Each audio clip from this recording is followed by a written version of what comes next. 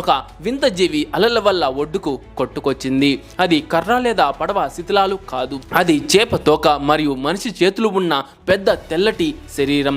ప్రజలు వెంటనే గుమిగూడి తమ ఫోన్లతో ఫోటోలు వీడియోలు తీయడం మొదలుపెట్టారు. కొందరు అది జలకన్య అని చెప్పారు, కానీ చాలా మందికి అది ఏంటో తెలియదు. ఆ జీవి కదలట్లేదు. ఆ తర్వాత కొంతమంది అధికారులు వచ్చారు. వారు దానిని ఒక ట్రక్ లోకి ఎక్కించి డ్రైవ్ చేసుకుని వెళ్ళిపోయారు. దీని గురించి మీడియాలో గానీ ఎటువంటి వివరణ గానీ లేదు.